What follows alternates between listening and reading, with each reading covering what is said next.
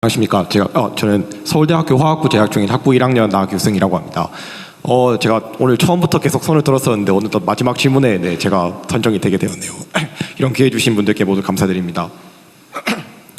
제가 말씀드리고 싶은 부분은 그 기초과학에 대한 이야기입니다. 사실 기초과학을 하는 사람들은 그래서 이게 돈이 되냐라는 질문에 크게 관심이 없습니다. 그냥 해보니까 재밌고 놓고 섞어보니까 반응이 재밌더라라는 점에서 모든 걸 시작합니다.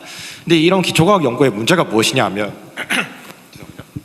문제가 무엇이냐 하면은 바로 연구비 충당이 안 된다는 점인데요. 실제로 저희 과에 계신 교수님들이 여쭤보면은 내가 하고 싶은 연구를 하기 위해서 소위 돈이 되는 분야, 뭐 암이나 AI 같은 분야를 어떻게든 엮어서 연구비를 따온 다음에 거기서 최소한으로 쓰고 남은 돈을 갖다가 내가 원하는 연구를 한 데 쓸 수밖에 없다라는 현실에 대해서 굉장히 안타까워하십니다. 그래서 물론 이제 한국의 한정된 자원을 배분하는 데 있어서 전략적인 산업에 배치하는 것도 중요하다고 생각을 합니다. 하지만 역사적으로 볼 때 기초과학은 그 당장의 성과를 인정받기보다는 100년, 200년 후에 특정 시대와 맞물리면서 그 성과의 그 진가를 이제 방출한 적이 많았는데요. 이런 점에서 봤을 때 옆나라 일본의 사례를 들고 싶습니다. 일본의 경우에는 소위 얘기하는 이제 본인이 진짜 원하는 기초과학 연구를 하는 분들에 대해서 그 명맥이 끊기지 않을 정도로 최소한의 연구비를 그래도 거의 평생 동안 보장을 해주는 제도가 있습니다. 그래서 우리나라도 많지는 않지만 뭐 제가 AI 수석분께서도 계시는 만큼 AI 연구 예산에서 5%라도 그냥 기초과학 진짜 그것이 궁금해서 하는 사람들한테 지속적으로 끊기지 않고 내가 원하는 연구를 할 수 있는 그런 지속성에 있어서 최소한의 연구비를 보장해 주시는 그런 제도를 마련해 주시면 진심으로 감사드리겠습니다. 저 또한 우리나라를 화학 패권국, 그러니까 화학 강국으로 만들겠다는 기초 화학자로서 굉장히 큰 포부를 갖고 있기 때문에 대통령님의 그런 결단을 너무 기대하고 싶습니다. 감사합니다. 네, 고맙습니다. 어쩌면 이 마지막 질문 같은 경우는 이제 제가 과학 커뮤니케이터로 활동하는 것과 좀 닿아 있는 이야기가 아닌가 이런 생각이 들고요. 아쉽지만 시간 관계상 미래 과학자와의 대화 시간을 마무리하도록 하겠습니다. 기초과학 관련해서 좀 제가 답변 좀 드리겠습니다. 질문들이 많으셔갖고 여러분 그 기초과학 분야에 올해 정부가 투자한 예산이 얼마인지 아십니까? 얼마라고 생각하세요? 대략? 나도 모르겠는데. 네. 3조 4천억 원에 달합니다. 그 정도로 우리가 기초과학 분야에 굉장히 투자를 많이 하고 있고 또 10년 이상의 장기 과제를 활성화할 겁니다. 또 기초과학 분야가 기존에 연구하던 방식으로만 연구해서는 안 될 것 같습니다. 인공지능을 활용해서 인공지능과 함께 기초과학 분야에 우리가 혁신을 만들어야 됩니다. 이 분야의 활성화를 위해서 K-문샷 과제를 합니다. 각 기초과학 분야와 인공지능 과제가 결합된 이런 과제를 통해서 기존의 우리의 어떤 그 연구 역량을 한 단계 높이는 이런 일들도 진행하고 있습니다. 그만큼 또한 그 도전적인 목표 과제 설정도 많이 말씀 주셨는데 평가 등급 제도를 폐지할 겁니다. 그래서 처음부터 할 수 있는 정도의 목표만 설정하는 것이 아니라 굉장히 도전적인 목표를 설정할 수 있도록 정부에서 지원하고 가이드할 겁니다. 네, 이상입니다. 네, 부총리님께서 참다 말씀해 주셨습니다. 사실은 이미 많이 하고 있는데 정책적으로 알려지지 않은 것들이 좀 많이 있죠. 네, 이런 것들도 제가 열심히 알리겠습니다. 네, 오늘 못다 하신 말씀은 자리에 놓인 종이에 작성해 주시면 정말 꼼꼼히 하나하나 다 읽어보도록 하겠습니다. 꼭 적어주시고요. 어느덧 제12회 미래과학자와의 대화, 도전하는 과학자, 도약하는 대한민국을 마무리할 시간입니다. 그래서 대통령님께 마무리 말씀을 부탁드리겠습니다. 네, 우리가 평소에 이런저런 기회에서 많은 분들과 토론하고 얘기를 들어봐서 확실히 처음 듣는 얘기다 싶은 건 그렇게 많지는 않았습니다만 매우 유용한 시간이었던 것 같습니다. 아마 대통령을 만나니까 분명히 말할 기회를 줄 거야 라고 준비해 온 분들이 꽤 있을 거예요. 이건 내가 꼭 얘기해야 되겠다. 정말 이게 이제 끝나는 게 아쉬워서 꼭 해야 되겠다는 분 한번 얘기해 보세요. 자, 이거 정말 중요한 시간이니까 꼭 필요한 얘기. 우리 안경 쓰신 분, 좀 말씀 듣고 정리하도록 하겠습니다. 4번. 네, 다시 말씀드리면 적어주셔도 반드시 보겠습니다. 네, 이거 해주세요. 네, 마이크 하고 있습니다.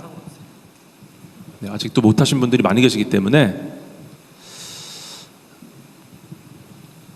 네, 말씀할 기회 주셔서 감사합니다. 저는 중앙대학교 전자전기공학부에서 공부하고 있는 정현석이라고 합니다.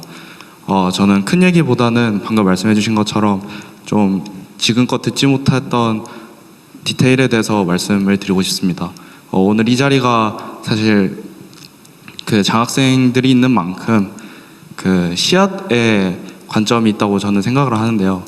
그 최근에 이제 산업계가 빠르게 발전을 하면서 그 국가 지원을 통해서 첨단 분야인 AI나 반도체에 대한 신설학과들이 많이 개설이 되고 있습니다.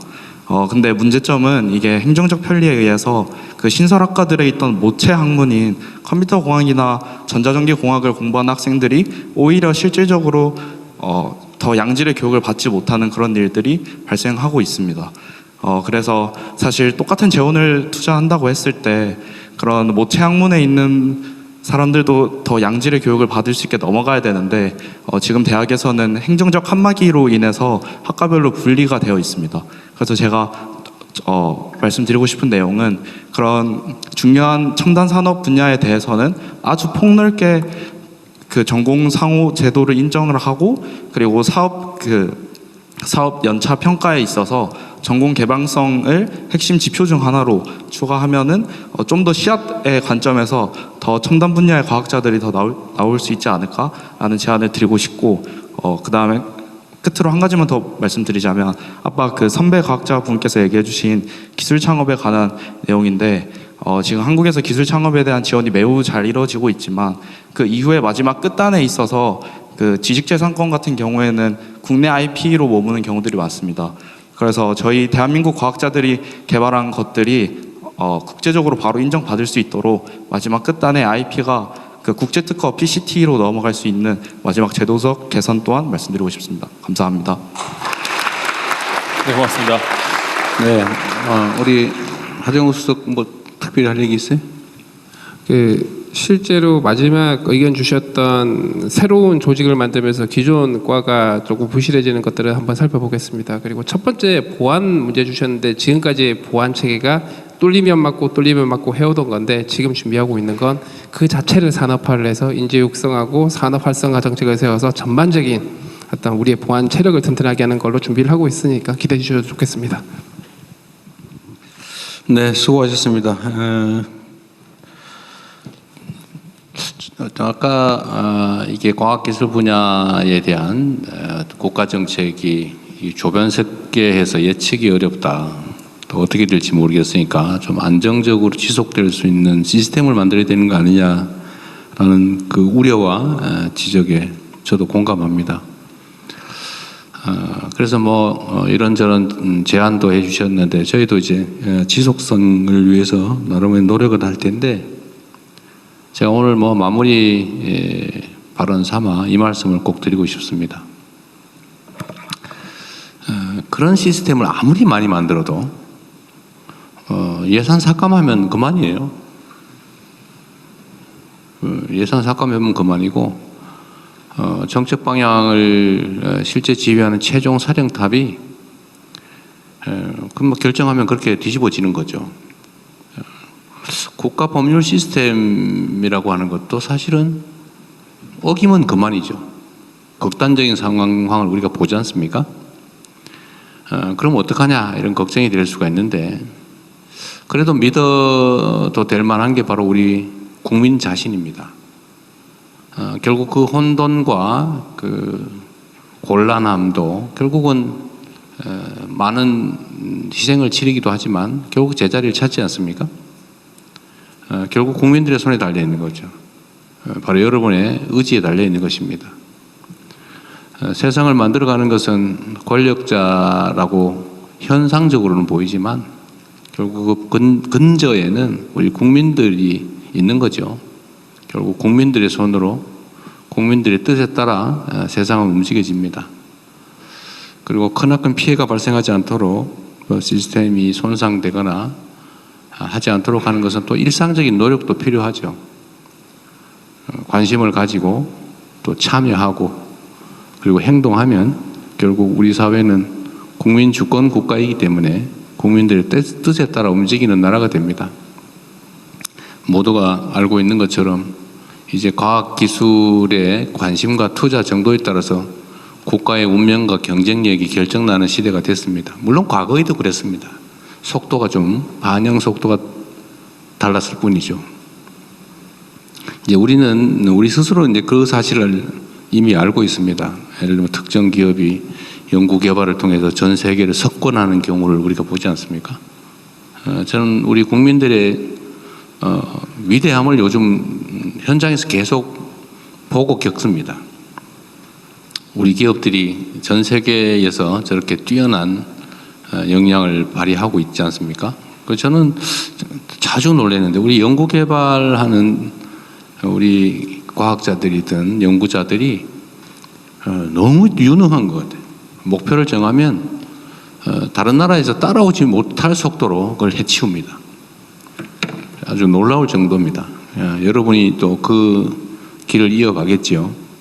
여러분들에 대한 기대가 큽니다. 더 좋은 세상을 향해서, 더 행복한 세상을 향해서 함께 힘내서 달려가 봅시다. 고맙습니다. 축하합니다.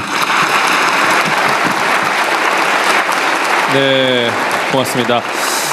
오늘 이 시간이 여러분들 마음속에 있는 불식에 강력한 불을 지피는 시간이 되었기를 소망합니다. 네, 대통령님께 다시 한번 큰 박수 부탁드리겠습니다. 네, 미래 과학자 여러분들과 기념 촬영을 위해서 대통령님께서 먼저 이석을 하시겠습니다.